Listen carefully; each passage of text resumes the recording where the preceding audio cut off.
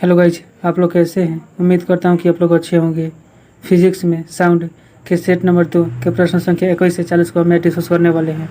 आइए इन प्रश्नों को देखते हैं और इनका अध्ययन करते हैं। प्रश्न संख्या 21, ध्वनि का वेग भिन्न भिन्न माध्यमों में भिन्न भिन्न होता है और ठोस में सबसे अधिक होता है, उसके बाद से द्रव में होता है, उसके बाद से गैस में होता है। ठोस में सबसे ज़्यादा, गैस में सबसे कम। तो प्रश्न संख्या 21 का ऑप्शन नंबर बी। गैस में ध्वनि का वेग कितना होता है? 332 मीटर प्रति सेकेंड। वायु में ध्वनि का वेग 332 मीटर प्रति सेकेंड होता है। प्रश्न संख्या 22, लगभग 20 डिग्री सेल्सियस के तापक्रम पर किस माध्यम में ध्वनि की गति अधिकतम रहेगी? हवा में 332 मीटर प्रति सेकेंड, पानी में 14 से 83 मीटर प्रति सेकेंड, लोहा में 51 से 30 मीटर प्रति सेकेंड। प्रश्न संख्या 22 के ऑप्शन नंबर डी। प्रश्न संख्या 23, निम्न में से कौन सा एक कथन सही नहीं है? ताप बढ़ने पर वायु में ध्वनि का वेग बढ़ता है, सही है। वायु में ध्वनि का वेग दाब पर निर्भर नहीं करता, ये भी सही है। आर्द्रता के बढ़ने पर वायु में ध्वनि का वेग कम होता है, यही बिल्कुल गलत है। प्रश्न संख्या 23 का ऑप्शन नंबर सी।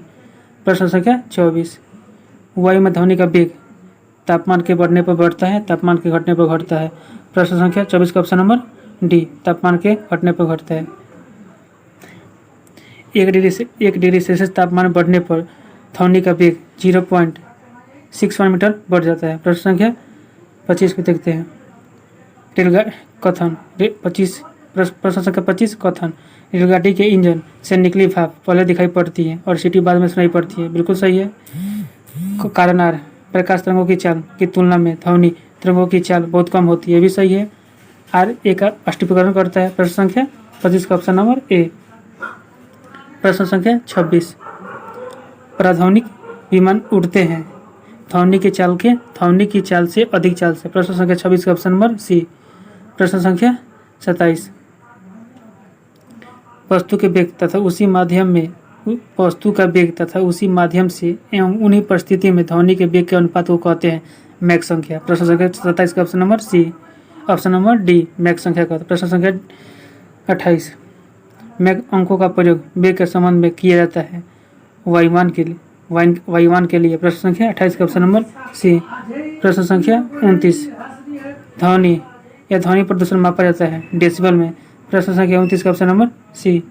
प्रश्न संख्या 30, साधारण बातचीत की ध्वनि की तीव्रता होती है 30 से 40 डेसिबल। प्रश्न संख्या 30 का ऑप्शन नंबर बी। प्रश्न संख्या 31 को देखते हैं। ध्वनि की वह विशेषता है जो एक मात्रा ध्वनि को नर ध्वनि से भिन्न करती है, क्या कहलाती है? तरत्व, पिच। प्रश्न संख्या 31 का ऑप्शन नंबर ए। इसको समझ लेते हैं।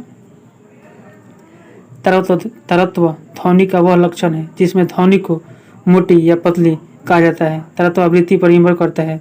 ध्वनि की आवृत्ति अधिक होने पर तरत्व अधिक होता है एवं ध्वनि पतली होती है। वही आवृत्ति कम होने पर तरत्व कम होता है एवं ध्वनि मोटी होती है। प्रश्न संख्या 32 को देखते हैं। ध्वनि के किस लक्षण के कारण कोई ध्वनि मोटी या पतली होती है? तरत्व के कारण। प्रश्न संख्या 32 का ऑप्शन नंबर बी। प्रश्न संख्या 33, पुरुषों की अपेक्षा महिलाओं की आवाज़ अधिक तीक्ष्ण होती है क्योंकि महिलाओं की आवाज़ का तरत्व अधिक होता है। प्रश्न संख्या 33 का ऑप्शन नंबर डी। प्रश्न संख्या 34, एक युवक पुरुष की आवाज़ की तुलना में छोटे बच्चों की आवाज़ प्रिय क्यों लगती है? बच्चे की आवाज़ का तरत्व पुरुष की आवाज़ के तरत्व की तुलना में अधिक होता है। प्रश्न संख्या 34 का ऑप्शन नंबर बी। प्रश्न संख्या 35, स्त्रियों की आवाज़ पुरुषों की अपेक्षा पतली होती है क्योंकि स्त्रियों की आवाज़ की आवृत्ति अधिक होती है। आवृत्ति अधिक होगा तो तरत्व अधिक होगा, तो आवाज़ पतली आएगी। आवृत्ति कम होगा तो तरत्व कम होगा, आवाज़ मोटी आएगी। प्रश्न संख्या 36 को देखते हैं।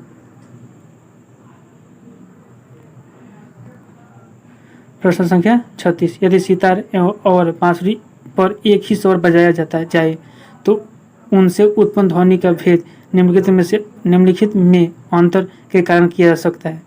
यदि सितार और बांसुरी पर एक ही स्वर बजाया जाए तो उनसे उत्पन्न ध्वनि का भेद निम्नलिखित में अंतर के कारण किया जा सकता है, केवल ध्वनि की गुणवत्ता के कारण। प्रश्न संख्या 36 का ऑप्शन नंबर डी। प्रश्न संख्या ध्वनि की गुणवत्ता समझ लेते हैं। प्रश्न संख्या 36, यदि सितार और बांसुरी पर एक ही स्वर बजाया जाए तो उत्पन्न ध्वनि का भेद निम्नलिखित में अंतर के कारण किया जा सकता है। केवल ध्वनि के गुणता के कारण। ध्वनि की गुणता को समझ लेते हैं। ध्वनि का वह लक्षण जिसके कारण हमें समान प्रबलता तथा समान तरत्व की ध्वनियों में अंतर प्रतीत होता है गुणता कहलाता है। ध्वनि की गुणता सनादी स्वरों की संख्या, क्रम तथा अपेक्षित तीव्रता पर निर्भर करता है। प्रश्न संख्या 36 का ऑप्शन नंबर डी। प्रश्न संख्या 37 को समझते हैं। निम्नलिखित में से कौन सा एक वायु में ध्वनि तरंगों द्वारा उत्पादित नहीं होता है? विवर्तन होता है, परावर्तन होता है, अपवर्तन होता है। अपवर्तन के कारण ध्वनि 3 की अपेक्षा रात अधिक सुनाई देती है। परावर्तन के कारण प्रतिध्वनि सुनाई देती है। प्रश्न संख्या 37 का ऑप्शन नंबर ए ध्रुवण नहीं होता है। प्रश्न संख्या 38 को देखते हैं। ध्वनि की तीव्रता की डेसिबल में वह अधिकतम सीमा जिसके ऊपर व्यक्ति सुन नहीं सकता। 95 डेसिबल तक मनुष्य सुन सकता है, उससे ऊपर नहीं सुन सकता है। प्रश्न संख्या 38 का ऑप्शन नंबर डी। प्रश्न संख्या 39, निम्न में से किसके द्वारा सबसे अधिक ध्वनि प्रदूषण होता है? हवाई जहाज की उड़ान भरना। प्रश्न संख्या 39 का ऑप्शन नंबर डी। प्रश्न संख्या 40, नजदीक आती हुई रेलगाड़ी की सीटी की आवाज़ बढ़ती है, जबकि दूर जाने वाली रेल के लिए यह घटती है। यह घटना उदाहरण है डॉपलर प्रभाव का। प्रश्न संख्या 40 का ऑप्शन नंबर डी। हेलो दोस्तों, आप लोग का वीडियो कैसा लगा? वीडियो अच्छा लगा तो वीडियो को लाइक करिए, चैनल को सब्सक्राइब करिए, साथ ही साथ शेयर भी करिए। वीडियो देखने के लिए आप लोगों का बहुत बहुत धन्यवाद।